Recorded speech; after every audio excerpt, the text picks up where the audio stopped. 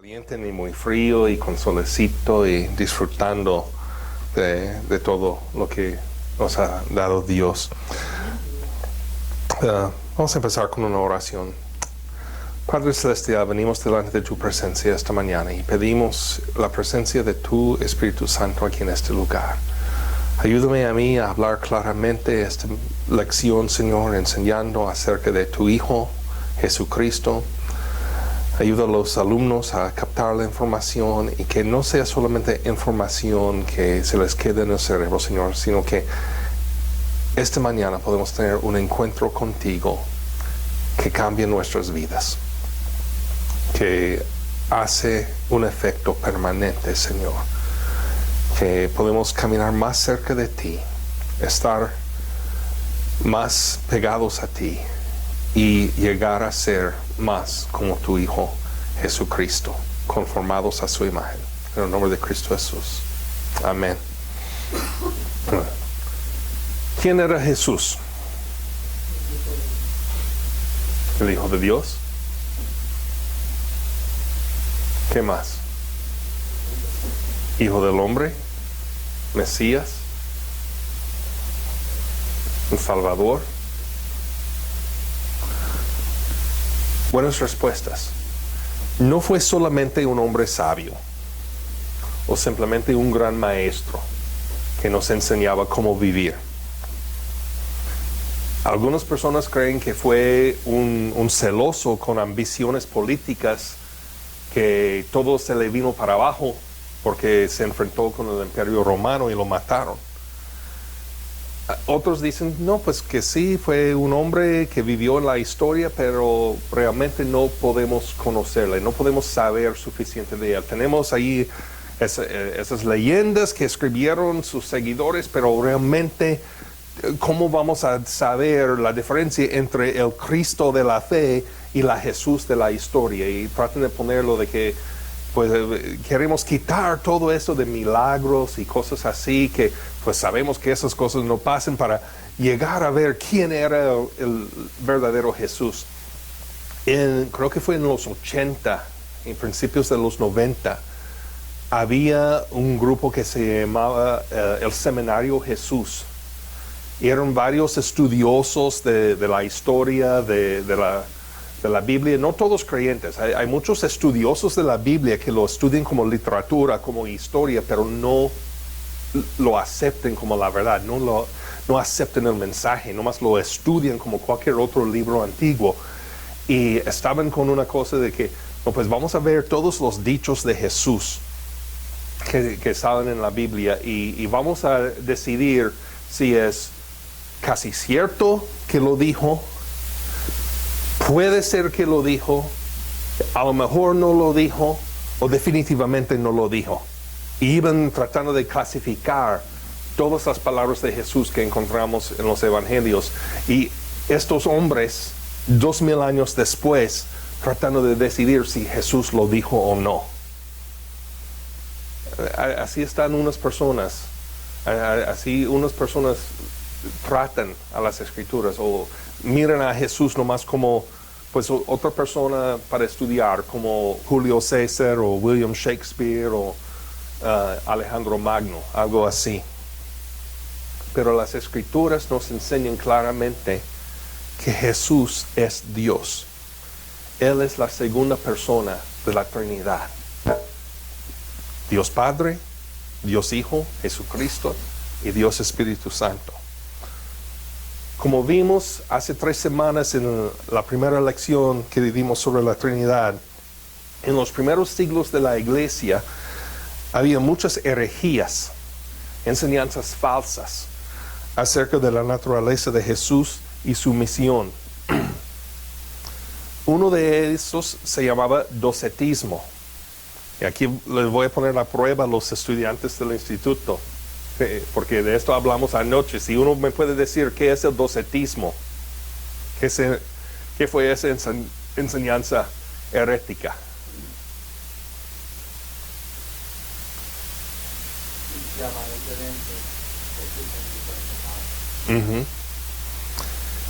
El docetismo viene de la palabra griego dokeo, que significa aparecer o parecer. Estos enseñaban que como lo espiritual es muy bueno y perfecto y todo, y lo corporal, lo terrenal, el cuerpo físico es muy bajo y muy sucio, que entonces Dios en Cristo Jesús, el Hijo de Dios, no pudo realmente tener un cuerpo humano porque eso es demasiado bajo para un Dios tan magnífico. Y entonces nomás que parecía tener un cuerpo humano, que realmente era un espíritu que tenía la apariencia y hasta las personas lo podían tocar y todo y se sentía como si fuera de verdad físico, pero realmente no fue. Es lo que enseñaba esta herejía. Otro, el arianismo. Deriva su nombre de Ario, que fue un presbítero en Alejandría, Egipto, y él enseñaba que Jesús era la primera creación que Dios hizo. Él era famoso por un dicho que tenía. O sea, 2000 años antes de la televisión y los cantos de los comerciales, todo, él sacaba este cantito. Sus seguidores lo decían. Y hubo un tiempo cuando no hubo Él. Diciendo que había un tiempo en la eternidad pasada cuando el Hijo no existía, que no más existía el Padre. El primer concilio de Nicea en el año 325 declaró a esta enseñanza de Ario una herejía. Y ellos apoyaron la enseñanza bíblica de que el Hijo, Jesús, es de la misma sustancia divina como el Padre. No es de otra sustancia, no es algo creado, es Dios mismo. Hay un grupo hoy en día que todavía sigue esta herejía y lo enseña. Los testigos de Jehová. Si leen su literatura, van a ver que ellos dicen que Jesús no es Dios. Es un ser divino, pero es un ser divino creado, la primera creación de Dios. Es por eso que no consideramos a los testigos de Jehová cristianos, porque rechazan la doctrina básica del cristianismo, que Jesucristo es Dios mismo. Otro error que combatía la iglesia temprana era el apolinarismo. Esto fue nombrado por su fundador, Apolinar de la Odisea, que él enseñaba que el espíritu y la mente de Cristo eran divinos, habitando en un cuerpo físico humano que no tenía un alma humano. Una imagen que se usa a veces para ilustrar esta enseñanza es una carta con una sobre. Tienes una carta, lo metes en el sobre para enviarlo.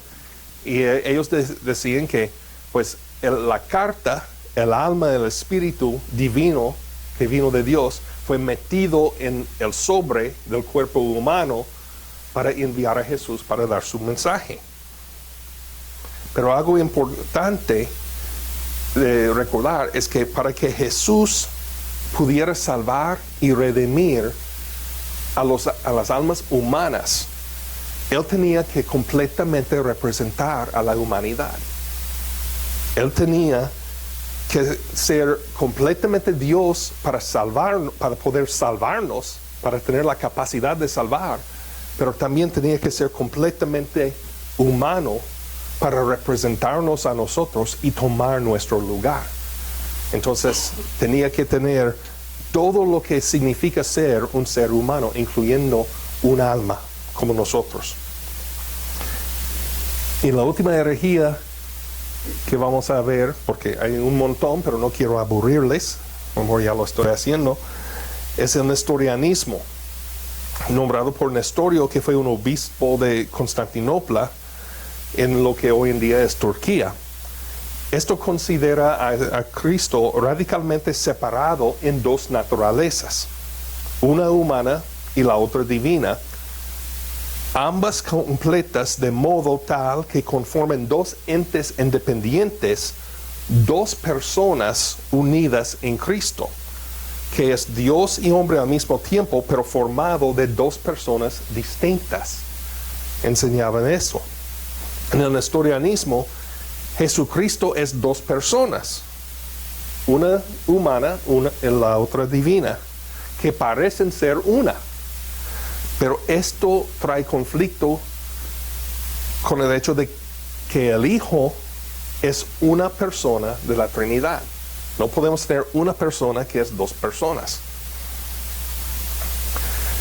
Uno de los pasajes más famosos acerca de quién es Jesús se encuentra en Mateo capítulo 16, del 13 al 17. Jesús y sus discípulos están teniendo una conversación crítica. Y Jesús hace esto en una área que era parte de Israel, parte de Galilea, pero donde había muchos gentiles y hasta había adoración a dioses paganos. En esta área de Cesarea de Filipo había un río subterráneo que los romanos creían que era uno de los ríos que iba a juntarse con el río que separaba en la vida después a los vivos de los muertos, de donde las almas iban después. Y allí había una cueva donde tenían un altar al dios pagano que se llama Pan, que era el dios de la emborrachera y la fiesta y el desenfreno. Y es aquí en ese lugar donde hay idolatría y celebraciones paganas y todo esto, que Jesús hace una pregunta muy importante a sus discípulos. Dice, cuando llegó a la región de Cesarea de Filipo, Jesús preguntó a sus discípulos, ¿quién dice la gente que es el Hijo del Hombre? Le respondieron, unos dicen que es Juan el Bautista, otros que Elías, y otros que Jeremías o uno de los profetas. ¿Y ustedes, quién dicen que soy yo? Tú eres el Cristo, el Hijo del Dios viviente, afirmó Simón Pedro. Dichoso tú, Simón, hijo de Jonás, le dijo Jesús, porque eso no te lo reveló ningún mortal, sino mi Padre que está en el cielo. La expresión Hijo del Hombre aparece más de 80 veces en los evangelios. En todas estas ocasiones está escrito que es Jesús mismo diciéndolo o alguien más refiriéndose a una ocasión que Jesús usó este nombre para sí mismo. En el Antiguo Testamento, esta frase Hijo del Hombre puede ser usado para significar a cualquier ser humano. Dios habla a uno de los profetas y le dice, Hijo de hombre, ve y proclama esto a mi pueblo. Sin embargo, también se encuentra en el libro del profeta Daniel, donde describe a uno que va a traer justicia y el reino de Dios a este mundo, y junto con ellos el juicio final. Ambos usos del título Hijo del Hombre corresponden a la persona de Jesucristo. Era un ser humano como nosotros, pero también era el mismo Dios que vino para traer la salvación y que va a volver otra vez a traer el juicio final. Filipenses 2, del 5 a 11, bien describen los aspectos humanos y divinos de lo que significa la frase Hijo del Hombre, hablando de Jesús. Dice, la actitud de ustedes debe ser como la de Cristo Jesús, quien, siendo por naturaleza Dios, no consideró el ser igual a Dios como algo a que aferrarse. Por el contrario, se rebajó voluntariamente, tomando la naturaleza de siervo y haciéndose semejante a los seres humanos.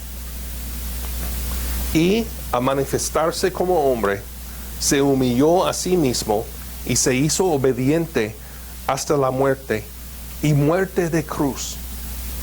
Por eso Dios lo exaltó hasta lo sumo y le otorgó el nombre que está sobre todo nombre, para que ante el,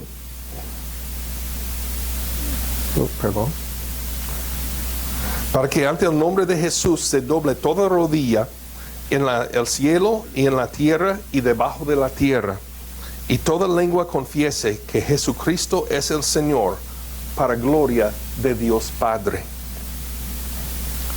Jesucristo posee los atributos esenciales de lo que significa ser Dios. Él es eterno, ha existido siempre. Nadie lo creó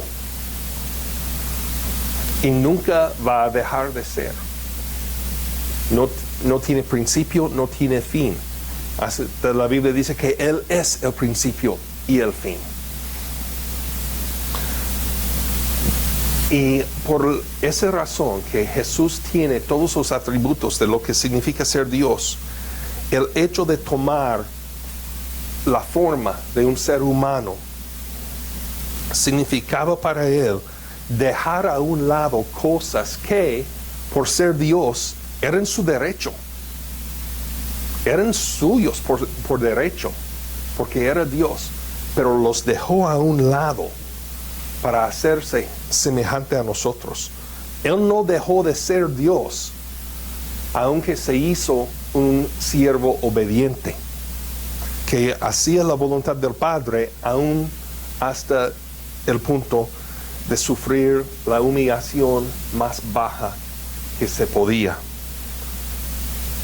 El escandaloso deshonor de morir en una cruz como un criminal común. Vemos también en Colosenses, capítulo 1, del 15 al 20, que Él es la imagen del Dios invisible, el primogénito de toda creación, porque por medio de Él fueron creadas todas las cosas, en el cielo y en la tierra, visibles e invisibles, sean tronos, poderes, principados o autoridades.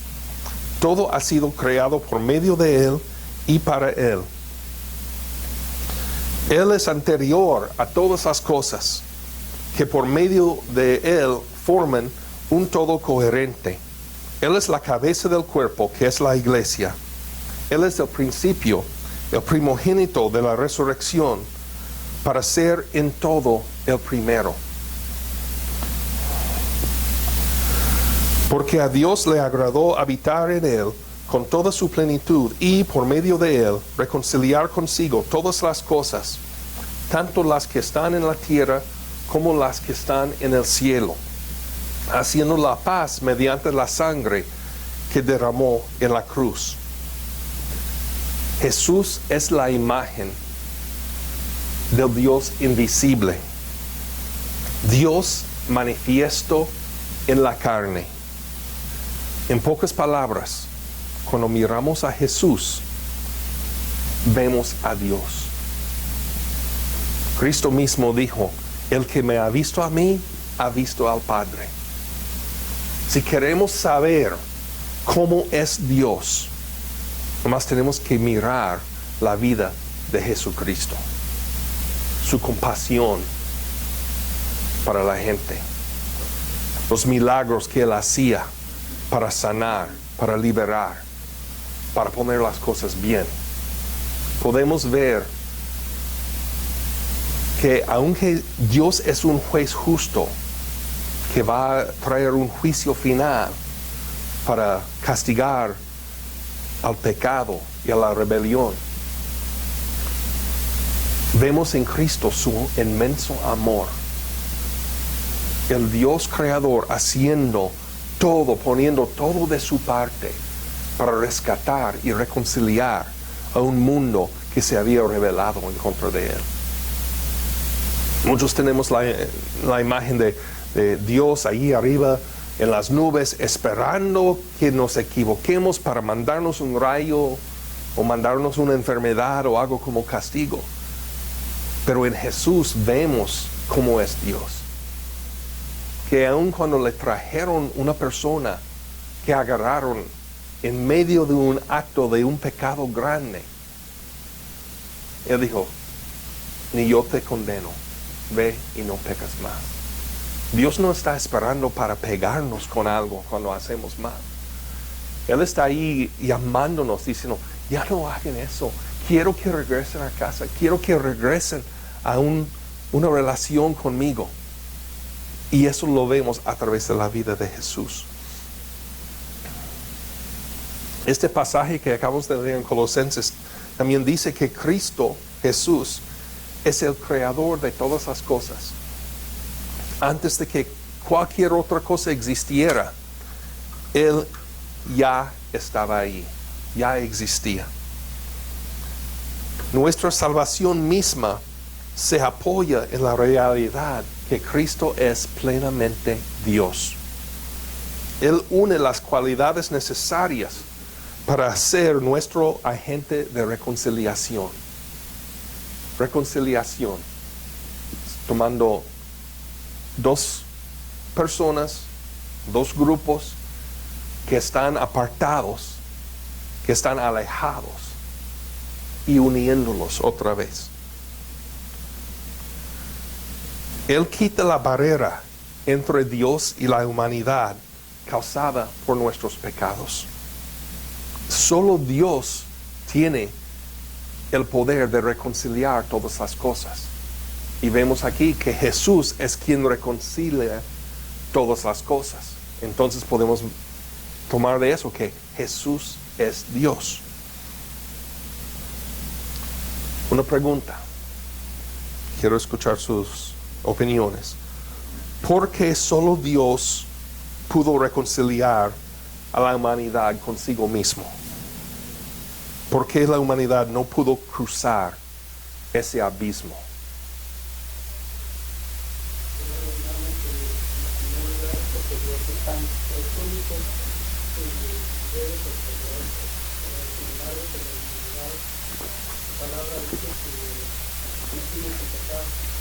Somos pecadores, al cual no tenemos la capacidad de reconciliar aún nosotros mismos sin la ayuda de Dios, nuestro propio o específicamente con Dios. Cuando pecamos sin la ayuda de Él, pues imposible sería reconciliarnos con Él. Si hemos pecado contra Él, pues el pecado nos tiene que y por causa de nuestra humanidad somos incapaces de reconciliar con Dios. ¿Alguien más? ¿Por qué solo Dios pudo reconciliar a la humanidad consigo mismo? Yo pienso que Dios exigía un sacrificio perfecto. Si vemos al hombre imperfecto, no importa lo que pueda hacer el grupo de hombres, no va a satisfacer el sacrificio. Si tú coges todos los ángeles, tampoco, porque parte de los ángeles ellos pecaron, que fueron con el sentimiento. La única opción de perfección es Dios. Y por eso el sacrificio perfecto es Dios. No hay pecado. Sí. Un famoso teólogo del siglo XI, Anselmo de Canterbury, en Inglaterra, escribió una obra que es muy buena. Su título en latín, como lo escribió, es Cur Deus Homo, que significa ¿por qué el Dios hombre? Y ahí él explicaba de que la humanidad había en su rebelión ofendido tanto a Dios que la humanidad, por ser la creación de Dios, le debía cierto honor y respeto y obediencia. Y por su desobediencia y rebelión en el pecado, ya estaban en deuda. No solamente no le habían dado a Dios lo que merecía, sino habían ido en la dirección opuesta. Y que si un ser humano trataba de pagar esa deuda, si pudiera hacer algo, lo más que podría hacer era llegar otra vez a cero, pero todavía le debía honor y respeto y obediencia. Entonces, la muerte de un ser humano sería no más para pagar su pecado, pero no haría todo lo positivo que la humanidad debía a Dios, de darle honor y respeto y honra y gloria. Que solamente Dios, siendo perfecto, siendo infinito, podía cubrir esa deuda. Pero que también se requería que fuera un ser humano que pagara el precio. Entonces, Dios se hizo hombre en Cristo Jesús para ser uno de nosotros, para poder representarnos, tomar nuestro lugar, pagar la deuda. Y porque Él era Dios infinito, perfecto, santo, el sacrificio de Cristo Jesús, un solo hombre, pudo cubrir el pecado de todo el mundo. Isaías 53 profetiza con detalles vívidos el sufrimiento que el Mesías iba a padecer. La humanidad no entendería la obra que el Padre había realizado, porque el Mesías tendría muy poco de la apariencia que nosotros esperaríamos. Él no vino la primera vez como rey, vino como siervo. Isaías 53, de 3 a 6. Despreciado y rechazado por los hombres, varón de dolores, hecho para el sufrimiento. Todos evitaban mirarlo. Fue despreciado y no lo estimamos. Ciertamente Él cargó con nuestras enfermedades y soportó nuestros dolores, pero nosotros lo consideramos herido, golpeado por Dios y humillado. Él fue traspasado por nuestras rebeliones y molido por nuestras iniquidades. Sobre Él recayó el castigo, precio de nuestra paz, y gracias a sus heridas fuimos sanados. Todos andábamos perdidos como ovejas, cada uno seguía su propio camino, pero el Señor hizo recaer sobre Él la iniquidad de todos nosotros.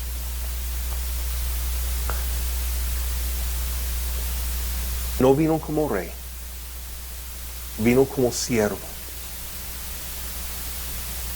Vino para tomar nuestro lugar, sufrir lo que nosotros merecíamos, quitar el castigo del pecado, para que pudiéramos tener otra vez una relación con nuestro Creador y la promesa de la vida eterna.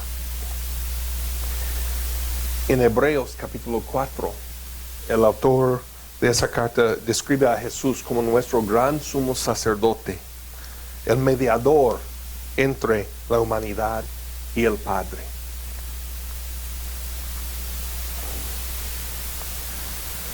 Por lo tanto, ya que en Jesús, el Hijo de Dios, tenemos un gran sumo sacerdote que ha atravesado los cielos, aferrémonos a la fe que profesamos, porque no tenemos un sumo sacerdote incapaz de compadecerse de nuestras debilidades, sino uno que ha sido tentado en todo de la misma manera que nosotros, aunque sin pecado.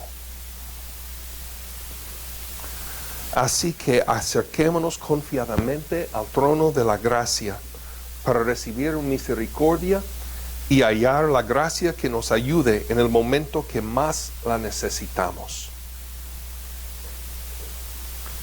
En el Antiguo Testamento, el sumo sacerdote, un día al año, el día de la expiación, podía entrar en el lugar santísimo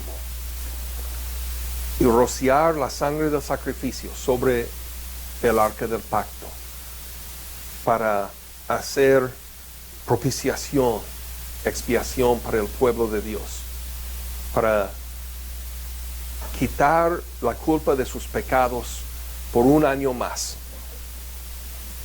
Pero Jesús, como nuestro sumo sacerdote, no solamente entró en el lugar santísimo, en el templo o el tabernáculo. Él ha atravesado los cielos. Él fue a la misma presencia de Dios, llevando el sacrificio de Él mismo delante del Padre, para pagar una vez por todas el precio de los pecados.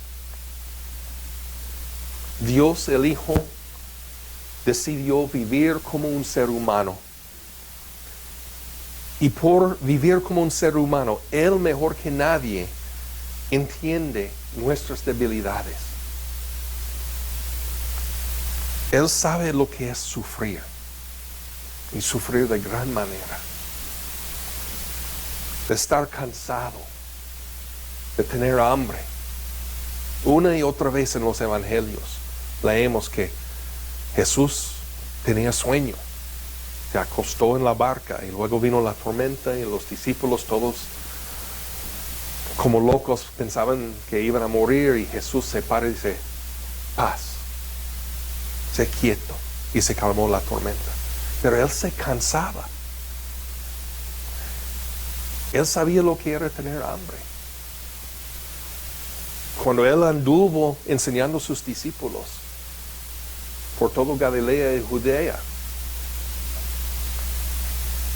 físicamente le costó caminar tanto distancia. Aunque era Dios, cuando tomó forma de un ser humano, no fue un Superman que nunca se cansaba, que podía correr más rápido que un tren, que podía brincar edificios, cosas así. No, Él tenía en su cuerpo humano todas las mismas limitaciones que nosotros. Dios quiso ser uno de nosotros y experimentar lo que es la vida de un ser humano. Jesús también entiende perfectamente lo que es ser traicionado, lo que es sufrir el abandono de sus amigos más cercanos, de sufrir la hostilidad de sus opositores. Algunas personas preguntan, pues si Dios es tan bueno, ¿por qué no hace algo al respecto a todo el sufrimiento que hay en el mundo? Si Dios es tan bueno y tan poderoso, ¿por qué no hace algo al respecto? En Jesucristo lo hizo. Él vino a nuestro mundo y experimentó nuestro sufrimiento. Él sabe lo que significa sufrir. Y porque Jesús fue probado y tentado de todas las mismas maneras que nosotros, Él entiende nuestras luchas. Y conociendo las situaciones que nosotros pasamos como seres humanos, Él quiere ayudarnos en nuestros momentos de debilidad. Cuando clamamos, Jesús, ayúdame, no estamos clamando a un Dios que no entiende, que nunca ha sufrido. Él ha pasado por las mismas cosas, las mismas situaciones, las mismas traiciones, los mismos dolores. Y porque Él entiende, puede derramar su gracia y su misericordia para ayudarnos en esos momentos de necesidad. Siguiendo en Hebreos capítulo 9, versículos 27 y 28. Y así como está establecido que los seres humanos mueren una sola vez y después venga el juicio, también Cristo fue ofrecido en sacrificio una sola vez para quitar los pecados de muchos. Y aparecerá por segunda vez, ya no para cargar con pecado alguno, sino para traer salvación a quienes lo esperan. ¿Cuántos están esperando ese día? ¿Cuántos esperan el regreso del Señor para cumplir su promesa de la salvación y la vida eterna. Para nosotros aquí en la tierra, los seres humanos, la muerte es una realidad inevitable. Dicen que hay dos cosas ciertas en la vida: muerte y impuestos. Acabamos de pasar por los impuestos. Pero Cristo mismo experimentó la muerte en la peor manera posible, colgado en una cruz, que era una forma de tortura, y los romanos eran expertos. Es una manera de matar a alguien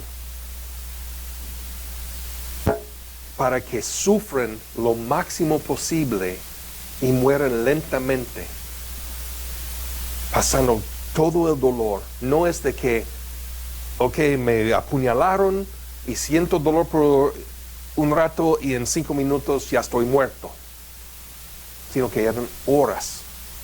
La historia nos dice que algunas personas crucificadas duraban hasta 2-3 días colgadas en la cruz, sufriendo, muriendo.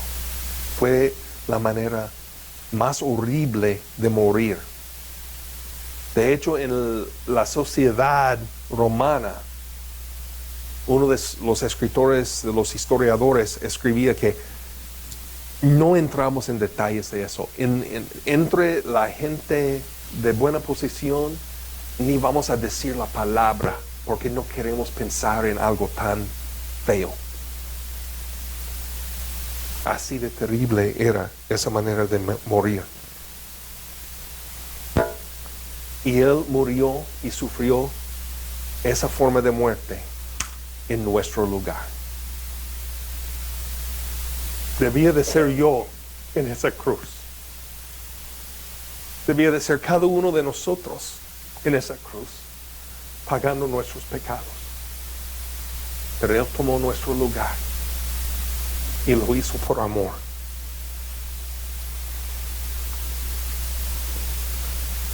Algunas personas enseñan que cuando Cristo murió en la cruz, que después fue al infierno para sufrir, que Él también tuvo que sufrir el juicio de Dios en el infierno. Otros hasta han dicho que Él tuvo que nacer de nuevo en el infierno. Pero cuando Cristo murió en la cruz, Él clamó a gran voz: Tetelestai, consumado es. Su obra fue completa en ese momento. Terminó el trabajo que el Padre lo había enviado a hacer. No tuvo que enfrentar juicio después de la muerte de Él, porque Él era perfecto, sin pecado. A cambio, cada ser humano que ha vivido sobre la faz de la tierra, y los que están vivos hoy y los que van a nacer y vivir después de hoy hasta que llegue el día final, todos vamos a tener que responder delante de Dios por lo que hemos hecho en esta vida. Todos vamos a rendirle cuentas a Dios algún día. Y aunque el pensamiento que vamos a pasar por un juicio tiene un tono tenebroso, para los que ponen su fe en Él, Cristo reemplaza ese temor con la esperanza que tenemos gracias a su sacrificio a nuestro favor. Ese sacrificio se produjo una sola vez, es decir, una vez y por todas. Lo hizo para quitar los pecados de la humanidad, llevando sobre Él el castigo de nuestros pecados. En un sentido, Jesús nos trajo salvación cuando vino la primera vez, hace 2000 años. Pero cuando Él regresa, va a traer la finalización, la consumación de nuestra salvación. Va a regresar, va a venir otra vez para traernos la herencia que Él obtuvo para nosotros en la cruz. Puesto sencillamente, Jesús va a venir una segunda vez para traernos el regalo de la vida eterna que nos prometió. Y lo está trayendo para los que están esperando su regreso, que están anhelando ese día. Aunque el regalo de la salvación se ofrece a todos, no todos lo van a recibir. Cristo viene para los que lo están esperando. Esperar es una actividad que realizamos de una manera deliberada. Es algo activo, no pasivo. No estamos aquí esperando nomás, bueno, pues voy a esperar hasta que pase algo. Eso no es este tipo de esperar. Es activo. Estamos trabajando activamente para su reino hasta el día que regrese el Rey. Estamos ocupados en la obra de Dios en este mundo, anunciando el Evangelio, ministrando a los heridos, consolando a los de corazón quebrantado.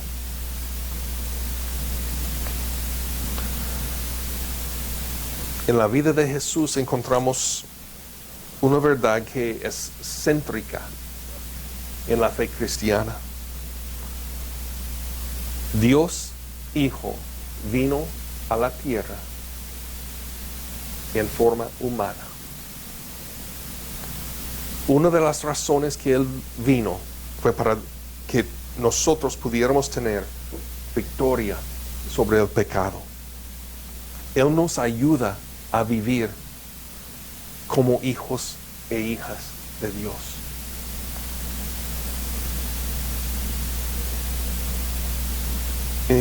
Si cierran sus ojos por un momento,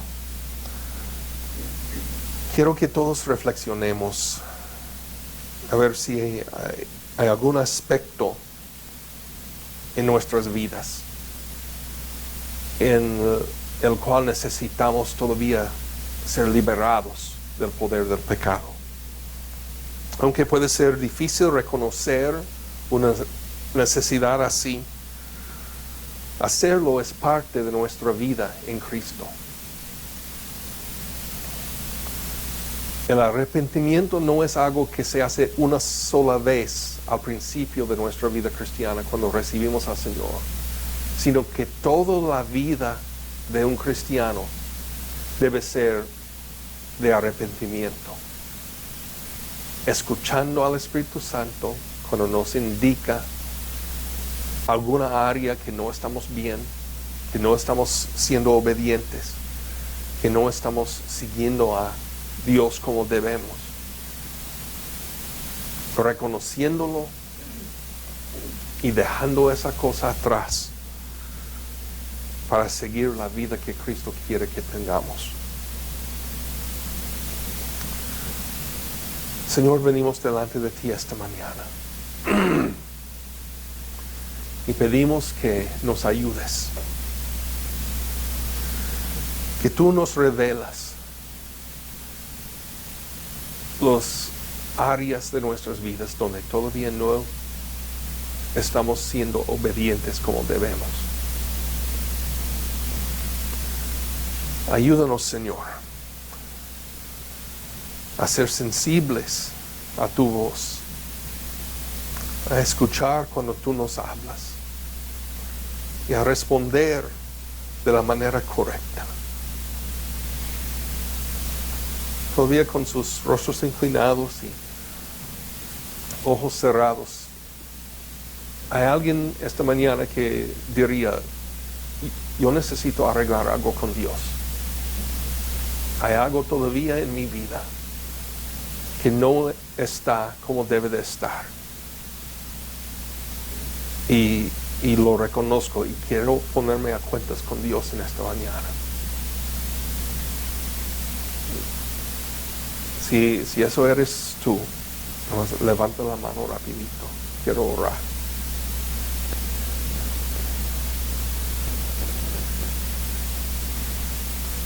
Señor, gracias porque tú estás aquí. Gracias, Señor, porque tú viniste, Señor Jesús, a tomar nuestro lugar, a enseñarnos cómo es Dios a través de tu vida, tu amor, tu compasión, a darnos un ejemplo de cómo vivir, de cómo llevar a cabo la vida que Dios quiere que llevemos. Y gracias más que nada, Señor, porque tomaste nuestro lugar. Como acabamos de ver en estas últimas semanas, tu sacrificio en la cruz. Tú te entregaste voluntariamente para pagar los pecados de tus enemigos. Tan grande tu amor, Señor, que aún nosotros siendo pecadores, moriste por nosotros